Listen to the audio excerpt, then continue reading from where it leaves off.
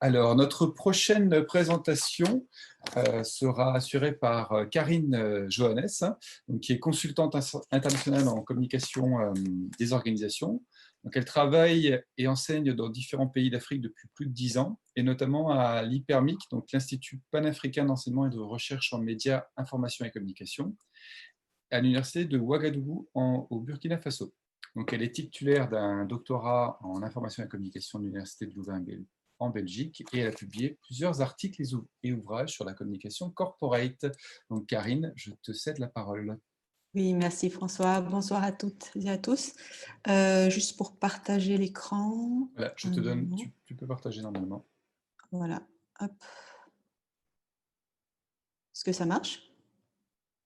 C'est bon? OK. Voilà. Donc, bonjour à tous depuis Ouagadougou, donc en direct. Avant tout, je remercie la CCS de m'accorder ce temps de parole et de donner un espace, j'allais dire, de parole à l'Afrique qui est très souvent absente de ce type d'échange d'expérience. Alors, ma présentation s'intitule « Publicité, transition écologique et développement durable en Afrique ». Il ne pourra s'agir ici que de pistes de réflexion, évidemment, parce que plus encore qu'en Europe ou aux États-Unis, la transition écologique est véritablement embryonnaire, voire inexistante dans les problématiques, j'allais dire, aiguës en Afrique. Mais malgré tout, c'est une question qu'il nous faut absolument aborder. Alors, je vais moi aussi citer Gildas Bonnel, notamment dans l'article qu'il a écrit dans le numéro de stratégie de novembre, où il dit « Les choix d'ici changent la vie là-bas ». À cette phrase, je voudrais ajouter « Et la vie de là-bas impacte les choses ici ». C'est-à-dire que pour que cette question de la transition écologique et de la communication responsable soit véritablement efficace, j'allais dire qu'elle soit véritablement impactante, il faut une responsabilité partagée et globale de tous les communicants. Et trop souvent, l'Afrique est présentée comme étant un continent à sauver, voire à aider, à sauver, alors que les communicants, les entreprises, les industriels africains ont véritablement un rôle à jouer dans cette question. D'où donc cet appel à un certain, j'allais dire, retournement de paradigme et un équilibrage des imaginaires. Alors, quand on dit l'Afrique, je vous mets quelques chiffres pour contextualiser. Il s'agit de 54 pays, 17% de la population mondiale, 40% en 2100, essentiellement des jeunes, voire très jeunes, et 80% du PIB africain concentré sur 11 marchés, c'est-à-dire qu'il y a une très, très, très grande diversité de niveaux de développement. Je mets des guillemets, je reviendrai plus tard sur ces guillemets. Voilà. C'est également un haut lieu du changement climatique parce que c'est le continent le plus impacté, selon l'ONU, par les changements climatiques, et pourtant, c'est celui qui émet le moins de CO2. Il y a 300 millions de personnes qui sont touchées par le changement climatique. Alors, il y a paradoxalement également un tiers des réserves minérales mondiales sur le continent africain, mais 40% des habitants vivent sous le seuil d'extrême pauvreté. Au niveau de la consommation, donc je viens de le dire, il y a 40% de la population qui vit sous le seuil d'extrême pauvreté, et pourtant, le marché africain de la consommation africaine est en croissance permanente, 2,5 000 milliards de dollars en 2030 prévus. C'est le deuxième marché cible des entreprises européennes. Et jusqu'ici, le PIB croissait de moyenne de 3,4%. Malheureusement, le Covid a également il y a une baisse de 3% depuis 2020. Alors, les questions principales de ma présentation sont les suivantes. Comment, évidemment, combiner l'urgence climatique avec ce développement durable tout aussi urgent, et quel rôle pour la communication et la publicité? Alors, évidemment, cette question a été déjà abordée, et plusieurs cadres d'action globaux, multinationaux, internationaux ont pris cette question, j'allais dire, à bras le corps, notamment évidemment les objectifs de développement durable, mais également au niveau de l'Union africaine et de la Banque africaine de développement. Mais entre ces principes, ses agendas et ses objectifs et la mise en œuvre, il y a plusieurs défis qui se présentent. J'ai essayé de les classer en différentes catégories. La première, c'est celle j'allais dire, des référentiels multistrates, c'est-à-dire qu'il y a plusieurs niveaux de compréhension, il y a plusieurs niveaux d'application dont qu'il faut prendre en compte, et essentiellement le niveau, j'allais dire, traditionnel, qui reste très très fort et qui finalement détermine tout le reste, le niveau culturel, socio-culturel. Pour cela, je vais montrer l'exemple des sachets en plastique, qui peut paraître pour les Européens et les Américains être complètement dérisoire. Et pourtant, il faut savoir que c'est une pollution très, très, très grave en Afrique qui détériore l'environnement, qui détériore les sols, qui détériore le paysage tout simplement. Il y a 34 pays sur les 54 qui ont adopté une loi pour interdire l'usage du plastique à usage unique. Et pourtant, la situation ne change pas, ou presque pas, tout simplement parce qu'il y a un monde de différence entre la loi et les usages quotidiens, où l'usage du sachet en plastique constitue presque un code culturel entre la vendeuse au marché et la cliente qui vient acheter ses légumes. Enfin, voilà. C'est juste un exemple concret pour vous montrer ce que j'appelle par des référentiels multistrates. Le deuxième défi que j'épinglerai, c'est cette notion de développement, d'où mes guillemets en introduction. C'est-à-dire que le développement est, en Europe, aux États-Unis, dans les pays développés, justement, perçu comme une notion assez évidente. Et pourtant, en Afrique, elle n'est pas encore acceptée telle qu'elle, tout simplement, la plupart du temps, parce qu'elle est perçue comme un concept occidental qui n'est pas adapté aux réalités africaines, et aussi parce que dans les pays africains qui sont développés, au contraire, les inégalités sociales augmentent. Donc justement, quel est l'objectif finalement à atteindre? Le troisième défi que j'épinglerai, c'est que la question de la transition écologique ou du développement durable sont encore souvent perçues comme des problématiques exogènes. D'ailleurs, donc qui ne nous regardent pas, qui ne nous concernent pas, qui sont importés et donc qui font l'objet véritablement de résistance par manque de compréhension ou d'appropriation, j'allais dire. Et enfin, les modèles sur lesquels nous réfléchissons actuellement sont encore des modèles européens, américains, et qui ne correspondent pas vraiment aux pratiques et aux réalités quotidiennes du monde communicationnel africain. Moi, ici, évidemment, je dis africain, c'est un peu caricatural, mais en tout cas, ouest africain dans lequel j'exerce. Alors, la réclame reste la plus courante, la forme la plus courante de communication. La communication responsable, la responsabilité sociale, la communication corporate institutionnelle telle que nous l'enseignons, telle que nous l'avons conçue, reste très peu pratiquée. Je vais vous montrer des exemples concrets. Ça, ce sont des exemples que j'ai pris, je pense, la semaine dernière. Vous voyez, c'est vraiment le produit brut, tel quel, la réclame, entre guillemets. Donc, c'est encore ce type de publicité qui est pratiquée et qui ne correspond pas vraiment aux canons d'efficacité occidentaux. Ici, je vous ai mis quelques exemples de communication RSE pendant le Covid, où il s'agissait donc pour les entreprises de montrer leur implication dans la lutte contre la pandémie. Et il s'agissait ici effectivement, la plupart du temps, des dons de produits hygiéniques, des dons de produits de première nécessité, etc. Voilà, donc ça c'est une forme de communication RSE et des formes de communication corporate environnementale.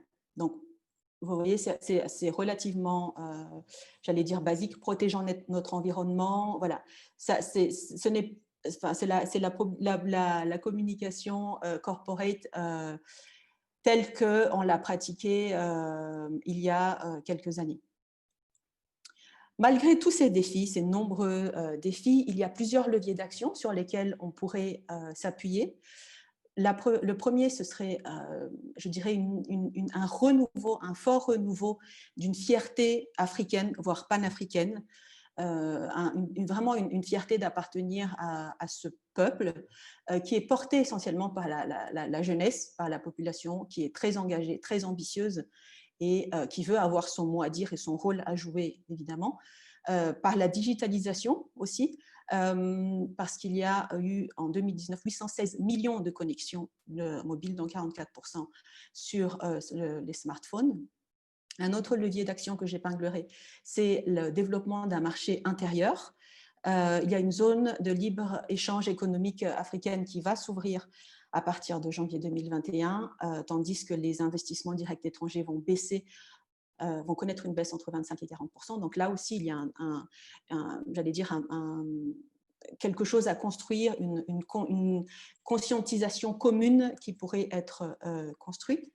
Et enfin, le dernier levier, c'est peut-être un peu idéologique, utopique, mais il y aurait un autre modèle de développement que l'on pourrait proposer à partir de l'Afrique. Alors, comment intégrer la transition écologique dans les enjeux des publicitaires africains? Comme je l'ai dit, il ne peut s'agir ici que de pistes de réflexion et d'action. Évidemment, nous faudrait encore quelques séances de travail. Je mettrai l'accent sur 3 grands axes. D'abord, agir sur les imaginaires. Faire de la transition écologique un enjeu situé. Ce n'est pas quelque chose pour les Occidentaux. Ce n'est pas une problématique qui ne nous regarde pas. Au contraire, il faudrait des groupes de travail qui traduisent même le mot transition écologique, il faudrait le traduire en concept situé, local, pour pouvoir véritablement sensibiliser à cette matière-là, à travers différents moyens que j'ai mis dans la présentation. Le deuxième axe, évidemment, c'est d'agir sur les procédures, parce que comme on l'a vu, entre les politiques et les pratiques telles quelles, il y a un long travail de traduction, d'accompagnement, d'adaptation qu'il est nécessaire de faire pour que ça ait un véritable impact. Et le dernier, évidemment, c'est celui sur lequel nous travaillons tous, c'est d'agir sur les réglementations.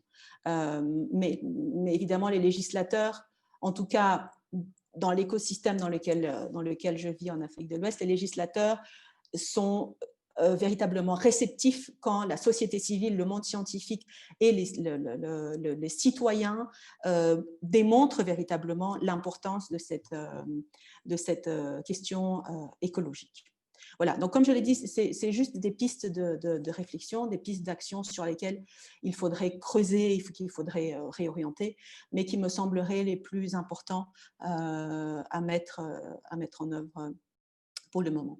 Alors, faire de la publicité un catalyseur de sens, c'est pour moi véritablement l'enjeu de cette question, non seulement en Afrique, mais véritablement pour notre profession, pour notre champ d'action et de réflexion. Donc, une publicité africaine responsable, mais comme un pilier pour construire des modes de production et de consommation informés et durables. Donc, on avait parlé de résonance dans la présentation de Jean-Marie Charpentier. C'est à peu près ça. Donc, que la publicité ait véritablement un rôle à jouer dans cette construction d'un nouveau modèle qui serait en Afrique porté donc, par cette identité panafricaine renouvelée, en faire une fierté de cette nouvelle identité panafricaine, et évidemment s'inscrivant dans une vision et une ambition mondiale, parce que évidemment la question écologique ne saurait être circonscrite à un seul continent. Je vous remercie beaucoup de m'avoir accordé la parole. Merci. Merci beaucoup pour cette présentation pile dans les temps. Donc, on a effectivement oui, on a quelques minutes pour des questions. Bernard, tu lèves la main?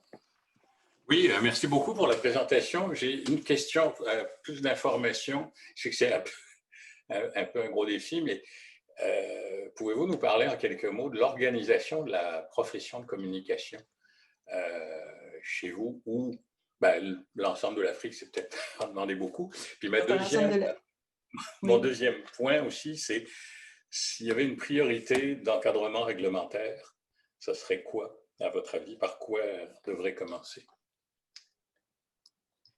Alors, pour la première question, il y a des fédérations professionnelles des associations professionnelles, aussi bien du côté d'ailleurs des publicitaires que des consommateurs, mais qui, comme la plupart du temps, manquent d'organisation et de moyens, et qui voilà, et peuvent mettre des recommandations, peuvent publier des tribunes, mais c'est vraiment dans l'application de ces principes qu'il faut plus de consistance et plus de suivi.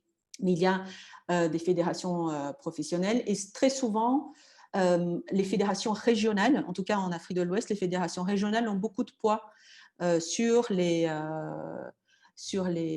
associations nationales, je dirais. Et alors, la deuxième question, priorité réglementaire.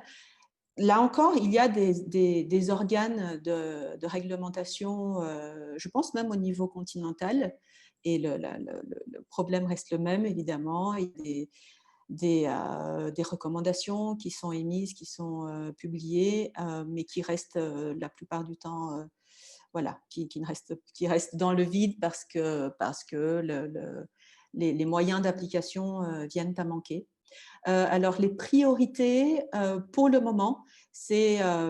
bon, ça, évidemment, chaque pays est différent et, comme je l'ai dit, a des priorités différentes. Au Burkina, je pense que les réglementations qui touchent aux enfants, aux présentations des enfants et des femmes dans les publicités ont fait l'objet de dernières recommandations. Et le sujet des sachets en plastique, c'est un des derniers… Ils sont encore en train d'essayer de le mettre vraiment en application, parce que c'est un problème très grave, en fait. Et effectivement, ça touche l'écologie, on est en plein dedans, mais j'allais dire, ce point-là pourrait servir effectivement de point de départ, de porte d'entrée, peut-être pour explorer d'autres chantiers. Je ne sais pas si j'ai répondu à votre question. Oui, tout à fait, mais peut-être en ajout, l'Afrique est le continent, on dit, le plus affecté par les changements climatiques. Est-ce que ça génère aussi des changements de perception vis-à-vis du climat par la population, où les enjeux de développement prennent le pas sur les enjeux climatiques? Je dirais que les deux sont conçus comme étant liés. Donc, les cadres d'action que j'avais cités conçoivent les deux comme étant irrémédiablement, bien sûr, corrélés. Comment est-ce que je pourrais… donc, en fait, les concepts de développement, c'est vraiment au niveau de la différence entre les concepts d'écologie et de développement ne rencontrent pas ou n'entrent pas en résonance, véritablement, n'entrent pas en résonance avec le vécu quotidien des Africains.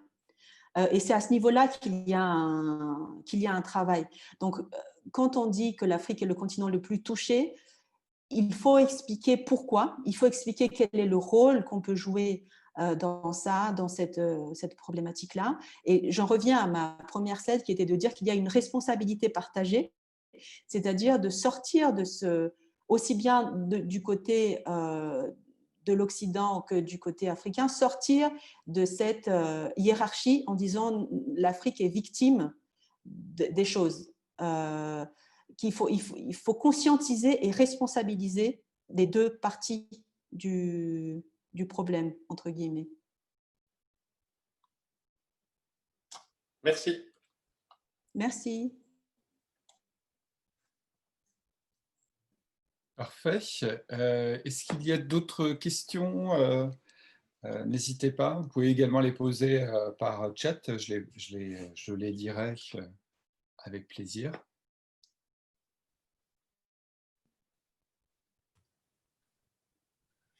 Oui, Guillaume Carbou, je vous laisse la parole, je vous laisse vous présenter. Merci, oui, Guillaume Carbou, je suis enseignant-chercheur en sciences de l'information et de la communication à Bordeaux. Vous avez évoqué parmi les leviers de possible transition écologique la question de la digitalisation. Or, il y a beaucoup de discussions aussi sur l'impact environnemental du numérique, que ce soit en termes d'émissions de CO2, en termes de pollution minière, en termes de dégâts dus aux déchets électroniques, et dont l'Afrique connaît bien cette problématique. Alors, comment vous voyez ce potentiel paradoxe qu'il y aurait à vouloir faire une transition tout en insistant sur du numérique qui pose un problème? Effectivement. Donc ici, il y a, je dirais, deux niveaux de réflexion. Il y a le phénomène tel qu'il est actuellement, c'est-à-dire que la communication entre la communication sociale, tout simplement, se passe énormément sur les réseaux sociaux, notamment Facebook et WhatsApp.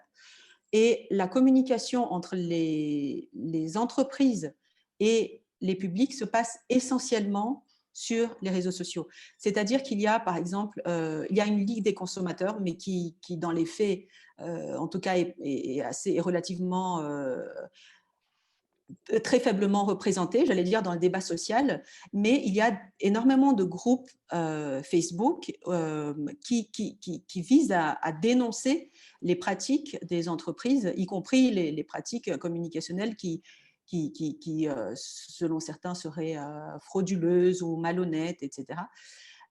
Et donc là, il y a effectivement un levier d'action, c'est-à-dire que les jeunes, les personnes à conscientiser se trouvent sur ces plateformes-là et ils sont extrêmement actifs sur ces plateformes-là.